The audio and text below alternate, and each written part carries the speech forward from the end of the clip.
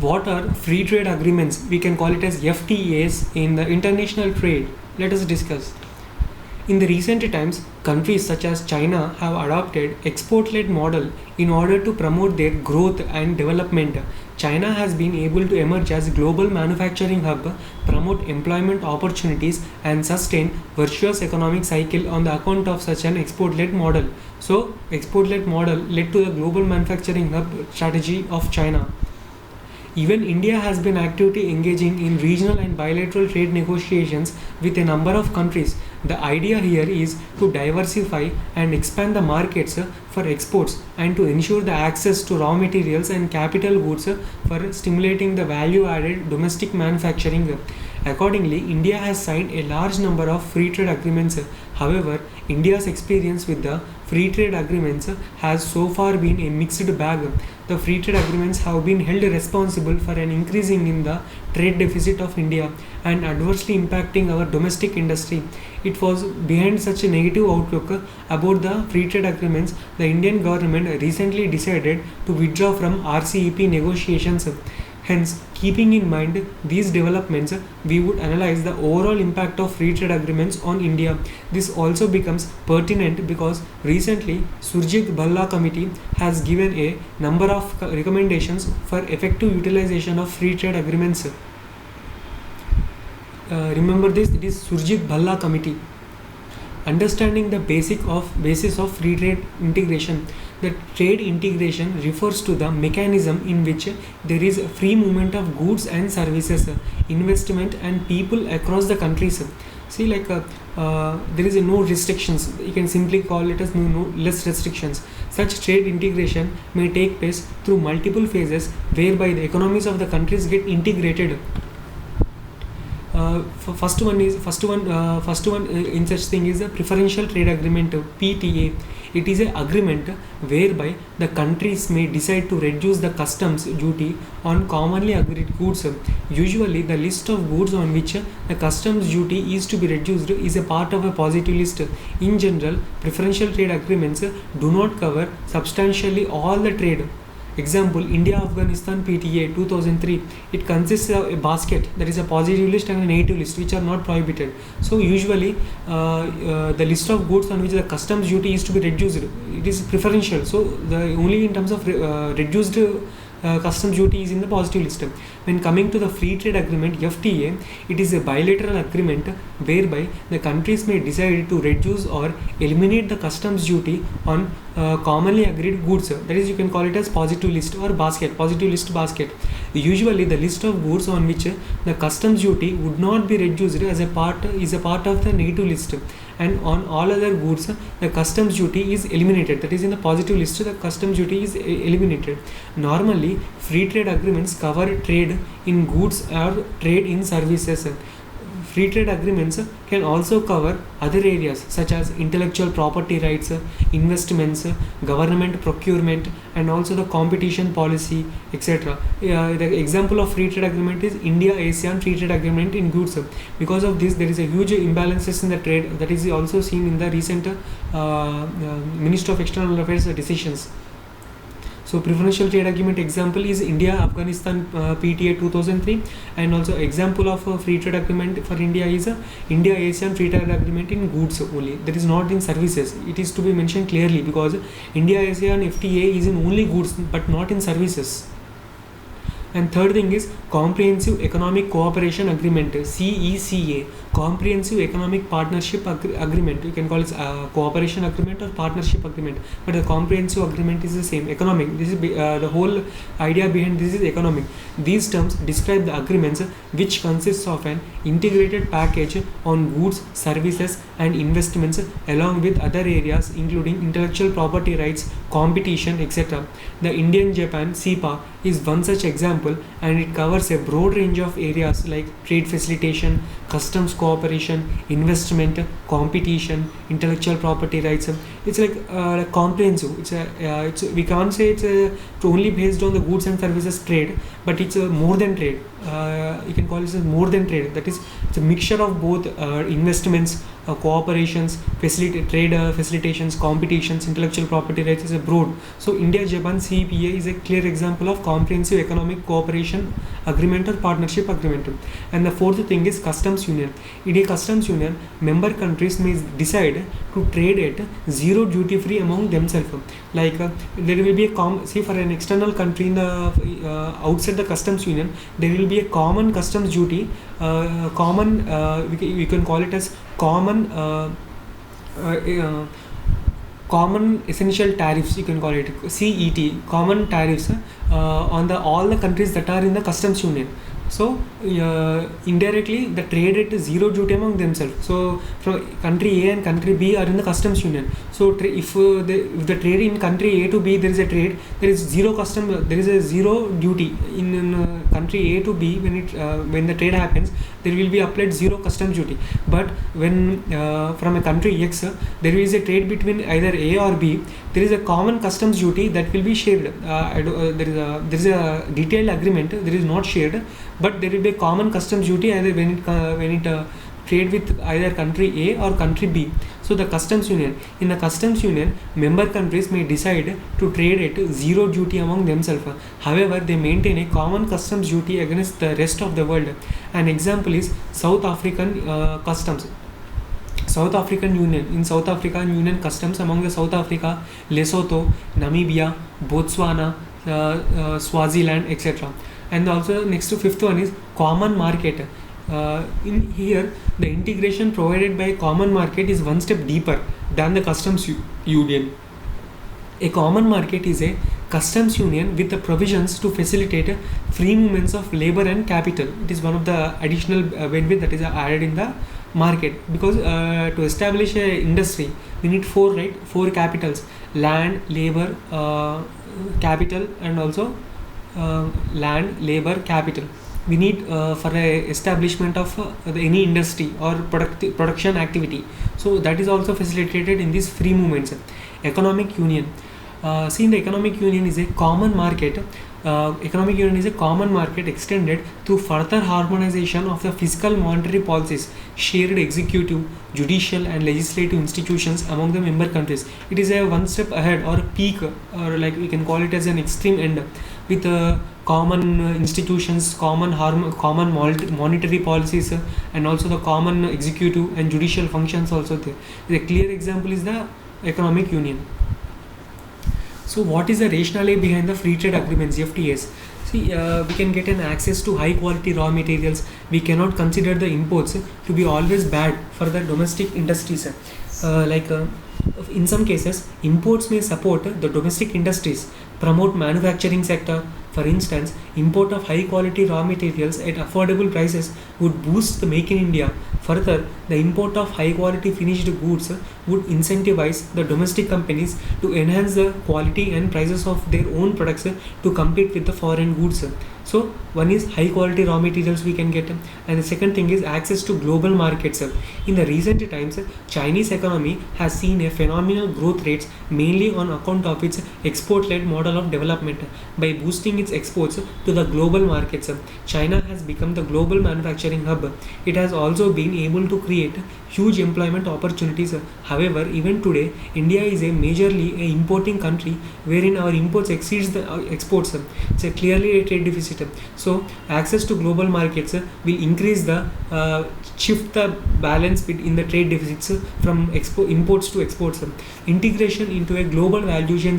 Today, over 70 to 80% of the global trade is in intermediate goods, capital goods and services, highlighting the importance of global value chains and the regional value chains. However, India has not been able to get integrated into the regional and global value chains in a significant manner. So the global value chains are an important part of an intermediate goods transfer, because those value chains are 80% of those value chains belongs to the intermediate goods product. It occupies share. Trade liberalization with the flexibility. The free trade agreements help reduce the tariffs with a chosen trade partner in a calibrated manner, with the tariff reductions spread over time. Further, the partner country would also be required to reciprocate by reducing the tariffs. So this is a very important point. If we are giving a priority or preferential trade agreement or discount to a partner, the other country also should reciprocate the same by reducing the tariffs. So India and free trade agreements. So till now, India and how many free trade agreements it has been done, and what is the progress of the free trade agreements we will going to discuss. India has made use of free trade agreements as a key component of its trade and foreign policy, especially from 2003 to 2004 onwards, as shown in the figure. With Asia, India has signed bilateral FTAs with Sri Lanka, Afghanistan, and so on.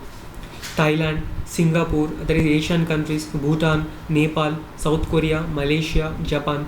There have also been 2 regional trade agreements, the South Asian Free Trade Agreement SAFTA and also the Indian Association of Southeast Asian Associations, that is ASEAN Agreement, India and ASEAN Agreement 2010, and also the SAFTA, South Asian Free Trade Agreement between the Sri Lanka, Maldives, and also those. Outside Asia, the free trade agreements have been agreed with the Chile and Mercosur. It is one of the Mercosur as a partner. Brazil, South Africa, free trade agreements have also been continued. If you see, look at the graph, the FTA signed by India over the time, there has been a random increase. The first FTA was Indian Africa Trade Agreement and Asia Pacific Free Trade Agreement, and also next in Maldives FTA, SAARC, goods only goods, Mongolia, Sri Lanka, Afghanistan, SAFTA and Mercosur, Singapore, Bhutan, Shale and Bangladesh, Nepal, South Korea, Finland, ASEAN, SAARC, Japan. These are the increasing number of free trade agreements is a good sign for a trade if and only if the trade deficits is managed perfectly and the healthy relations are maintained between the countries. So India's experience with the free trade agreements. India's FTAs experience has been a mixed bag. India has gained significantly from the free trade agreements that it has signed with the South Asian neighbors such as Sri Lanka, Bhutan, Nepal, etc. However, free trade agreements signed by India with the East Asian economies, that is ASEAN, have led to huge trade deficits, leading to an adverse impact on our domestic manufacturing. Positive impacts. India's trade with free trade partners. India's total trade has increased with each free trade partner in post-FTA phase. Further, India has a trade surplus of 2.5 billion with Singapore. That is only with few trade partners there is a trade surplus. India has a trade surplus of 2.5 billion with Singapore. And also structure of the imports and exports. India's imports are primarily accounted by the non-consumer goods with respect to the each FTA partner. This shows that the FTA partners have been able to provide for high quality raw materials to our domestic industries, leading to a push to make in India. Further, India exports are primarily accounted by non-raw materials with respect to each FTA partner. That is, Indians exports are primarily accounted for the non-raw materials with respect to each other FTA partner. That is what actually it is talking about. See, when India exports the non-raw materials, when India has a trade in non-raw materials share, so India will be maintaining the same non-raw materials share with respect to the FTA partner. So that is in account with that. So trade in services. India's trade in services has increased with some of the FTA partners such as Japan, South Korea, Malaysia, etc. Some of the sectors that have been benefited include technology sector, because the transfer of technology is a key factor in the services, computer software, telecommunications, finance and tourism. We can recently see the FDAs in the free trade partners. There is also an added clause of FDA that will be and that can be included in the free trade agreements. Indian companies have been established in most of the major FTA partners countries of India.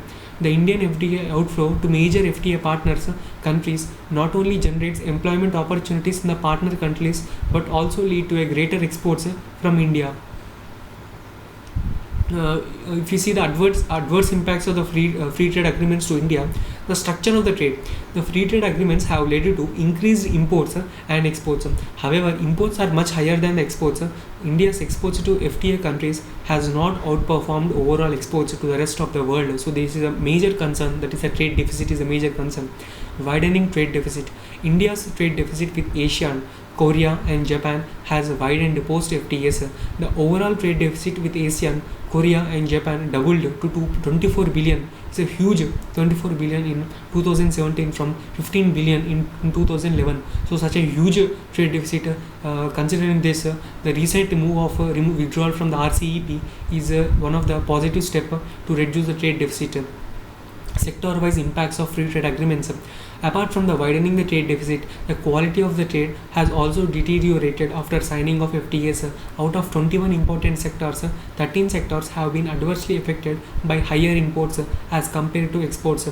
Some of these affected sectors are minerals, leather, textiles, germs and jewelry, metals, vehicles, etc. Underutilized free trade agreements. Utilization rate of free trade agreements by exporters in India is very low, 5 to 25%. So underutilization of free trade agreements and sector-wise impact of free trade agreements is a very it's a heartbreaking and to the producers in India and also the exporters. So these are the affected sectors that has been adversely affected by the high imports. And also, what should be done then? The Surjit Bhalla Committee, this is a very important committee report. Surjit Bhalla Committee on the Exports has given the following recommendations for the effective utilization of free trade agreements. The review of existing free trade agreements must be done. India must undertake a comprehensive review of the existing free trade agreements in terms of benefits to various stakeholders like industry and consumers.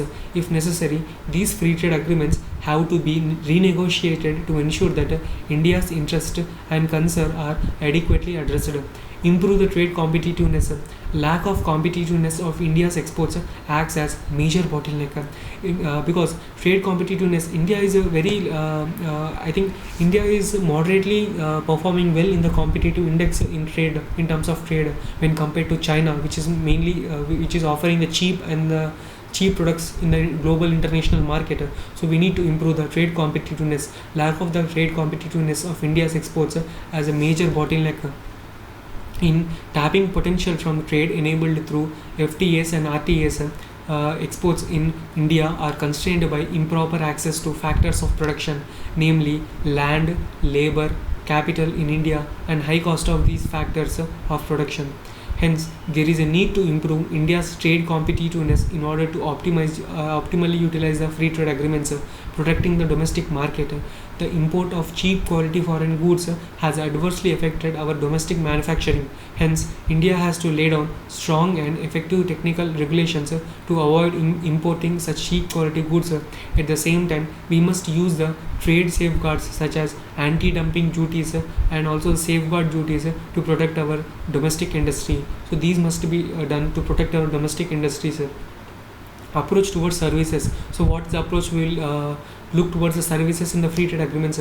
With respect to the free trade agreements in the services, India has so far excessively focused on the movement of natural persons, which would enable Indian professionals such as IT, educators, doctors, etc. to render their services in the free trade partner countries.